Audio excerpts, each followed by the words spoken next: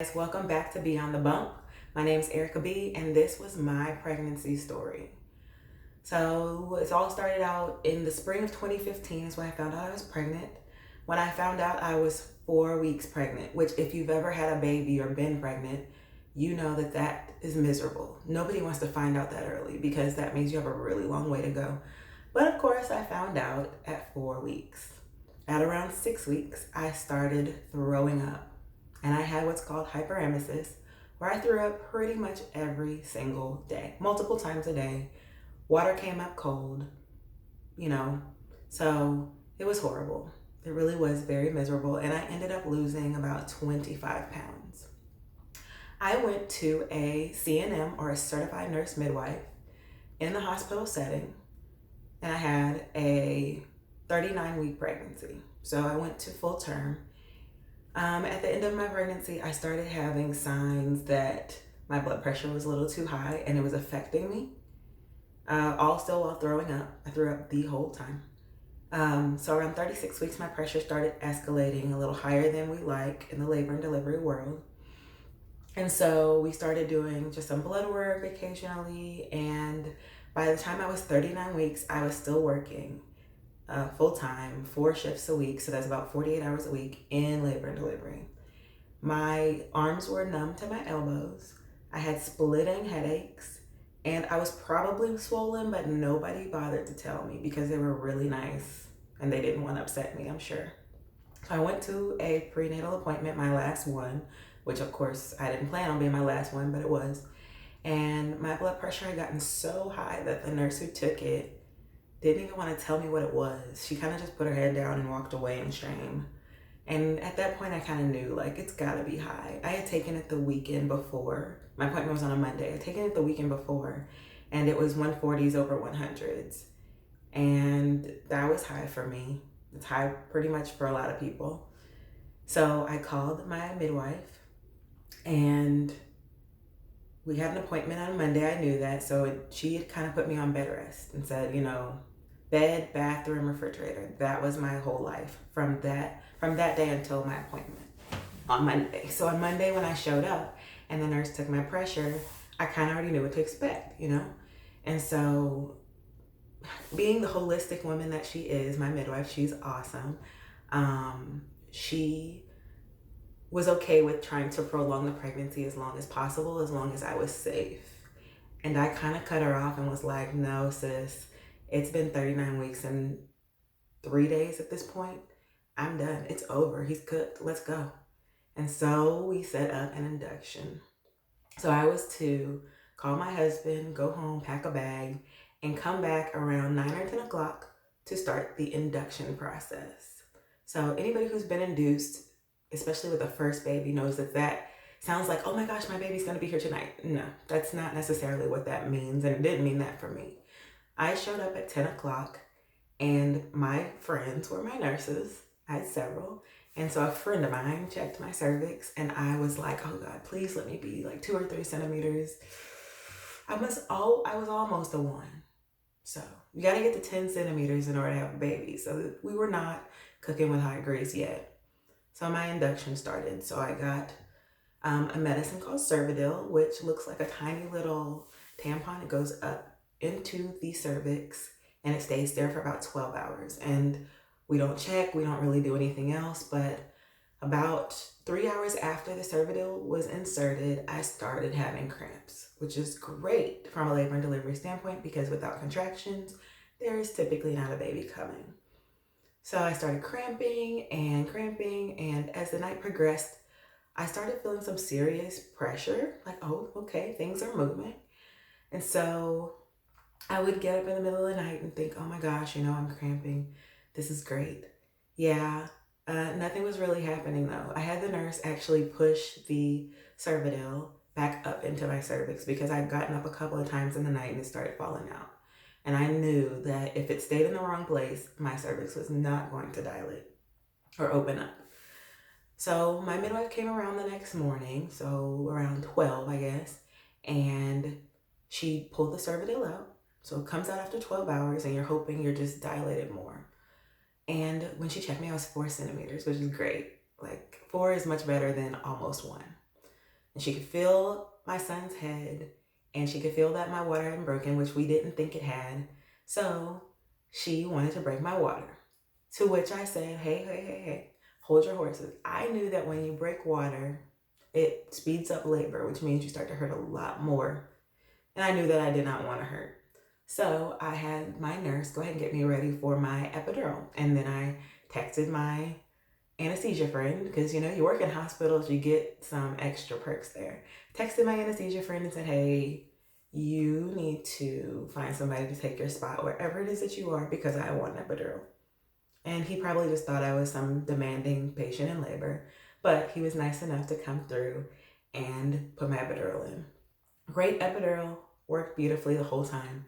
I highly recommend, if you are planning on not hurting, that as soon as you can, just go ahead and get the epidural. There's no real need to hurt if you don't plan to hurt in the long run. So I got an epidural, my water was broken, everything else, even for me as a labor nurse, was really a blur. And at the end, I was ready to push. I pushed for 3 hours. Doesn't mean you will if you are pregnant, I promise. My child was stubborn, he still is, and he was looking straight up into the air, which we call OP. So that makes it a little bit harder to push, because the bigger part of his forehead, or 5 head in my case, because he does have my face, was coming out first. So that was a lot of work for my body to do. But I never felt any pain, which was awesome. He didn't love me pushing. He would drop his heart rate pretty frequently, which we know is the only way that babies can talk to us. They'll change their heart rate. But I got him out safely, which was like a load off for me. After 3 hours, I had no tears, which was great. And he had a nuchal cord, which means a cord was wrapped around his neck. But he came out kicking and screaming, very mad that we evicted him, or that I evicted him. And he did great. He got great APGAR scores, which we use to know how well your baby is doing. And he went right up skin to skin on my chest, and he did great. And that was my delivery. So that was part of my pregnancy. The rest of the issues I had during pregnancy included depression in my second trimester. And then I basically had, and was in denial about, my preeclampsia. So those things that I said that I had the weekend before really started probably a couple weeks before that, but I was in complete denial. So I had headaches, I had blurred vision, which I already have sometimes, but I had worsened blurred vision. I had the numbness and tingling in my hands that went straight up to my elbow, so it felt like I'd fallen asleep on my arms when I really hadn't. I also felt like I had carpal tunnel, and I had excessive swelling, which I found out later that my friends had really just hidden from me by not talking about, so that I wouldn't get upset. But I have pictures that I can actually post of like my face, and you can see how puffy I was. I was in such denial. I, really should have probably been on bed rest a while before that. But I probably would have fought that, because nobody in labor and delivery as a nurse wants to be put on bed rest. And not a lot of people want to be put on bed rest anyways. So my depression subsided after my 3rd trimester started, but I definitely also had a lot of anxiety, because I know too much. Working in labor and delivery, we see the good, the bad, the ugly. And so it was really hard for me to see all those things, know all those things, know about all these complications that we are going to talk about, and then, sorry about that, and then be pregnant with my own baby. So I really fought that. And I was really lucky and blessed to have a husband who's really supportive, and who's been in the situation where he's had some darker days. And I had an awesome midwife who was kind of like, hey, you let me know what you need, and I'm there for you. And she was, even until now, 4 years later, she has been an awesome advocate for my mental health and my physical well-being. I had an awesome doctor to back her up in case I needed a C-section. And we talked and talked and talked about what my expectation was for him. So I made them very clear, even though I really had never done it before. And the things that I expected did not happen. So the plan I had for myself and my pregnancy and my delivery, they went completely different. And that's okay. flexibility is important, and I tried to have that. When I got home, everybody wants to go home and have their baby and feed their baby. I was unable to breastfeed. My son had a tongue and a lip tie, and I was on so many blood pressure medicines. Oh yeah, I forgot that part. I went home and my blood pressure spiked to 190s over 130s. And if you know anything about normal blood pressure, 120 over 80 is what we love. So my pressures had been pretty high throughout my labor and delivery. But once I got up to postpartum, I had my baby, everything was seemingly going back to normal until I got home. And 6 days later, I was on the phone with my grandmother, and she was telling me about her deliveries and how she said, this is what she said to me. She goes, oh yeah, I had high blood pressure with all 4 of my kids, and I would get these splitting headaches. Do you have a headache? And I still got my hormones raging, and that's what we're gonna blame the reply on. I'm like, Grandma, of course I've got a headache. I haven't slept. I've got a baby at home. He's 5 days old, like 6 days old. I haven't slept, and he's crying, and it's just me and my mom at the house. My husband had to go back to work, and so of course I'm tired. I've got a headache. I'm hungry. I'm not eating. And she said, promise me that you will go home and take your blood pressure. And I'm like, okay, really my attitude was probably worth being slapped, but she was not in town to do that. So I took my blood pressure at home. My first one, this is 6 days after I had my baby, was 194 over 123. It was sky high. So my mom's like, oh, your cuff's probably not working. It's probably broken. You just got a janky cuff from Walmart.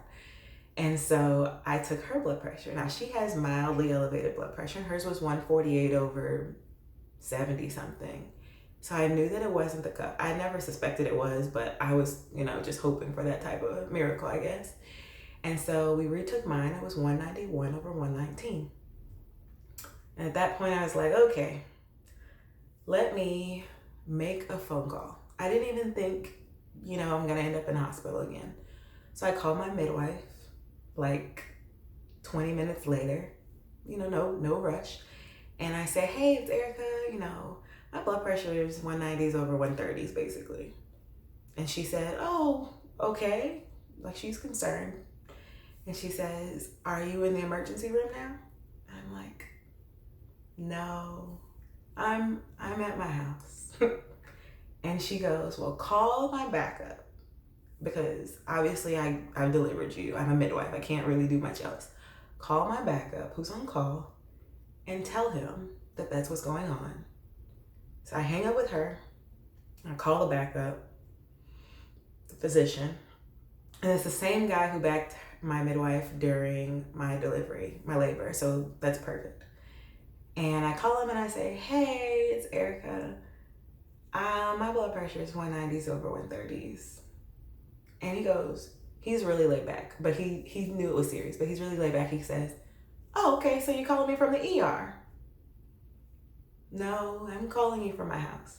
And he laughs at me. He's like, you should be in the ER.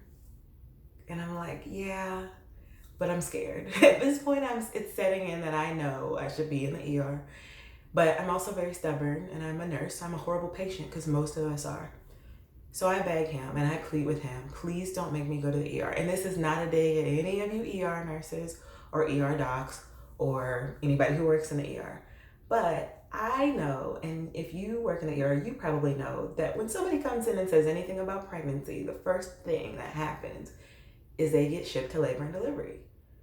So for me, I wanted to go back to labor and delivery and see my own people, my own nurse friends, so that they could take care of me. And I didn't want to sit in the ER and wait and potentially have further complications just from looking pretty healthy, but not being very healthy.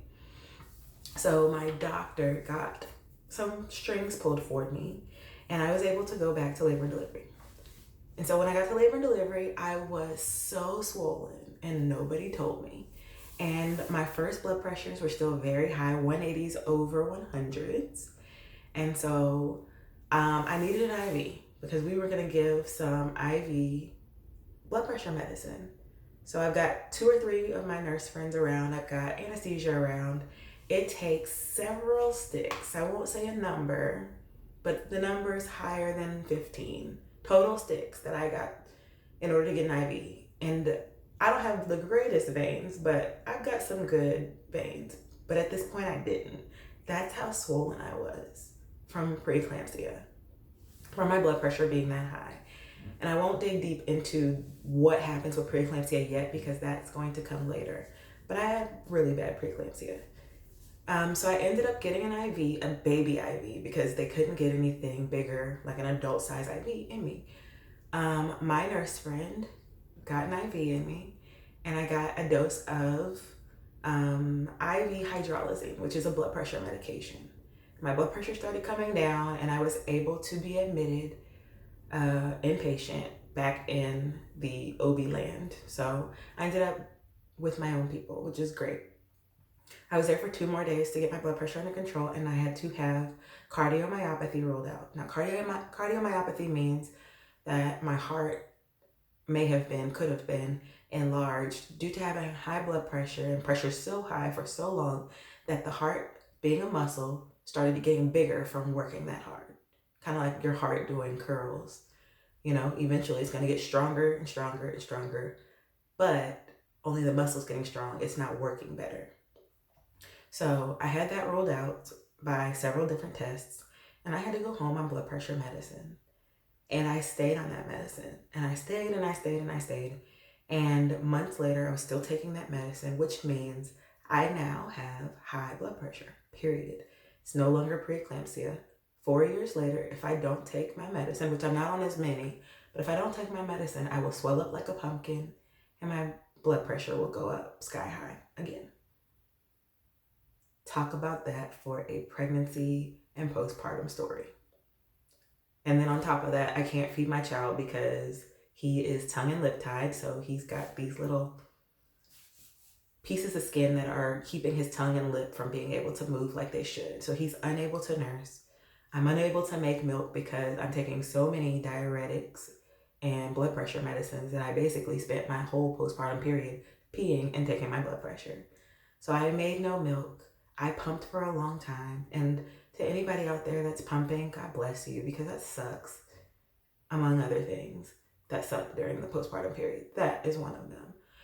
I pumped for about 5 months, and then I gave up because I had to go back to work at 9 weeks postpartum, and I couldn't keep pumping effectively to make anything. Not that I was ever making anything.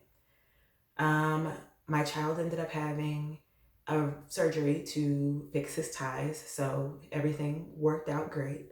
He is a happy, healthy, spoiled, demanding 3.5-year-old. So anybody out there who's got a 3-year-old, I am right there with you. It's different.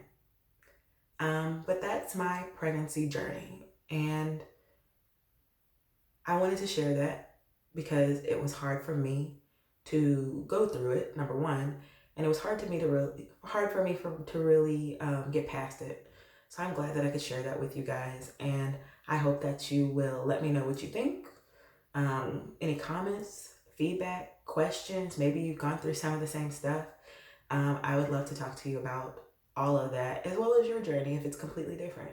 So let me know. Thanks. Have a great one.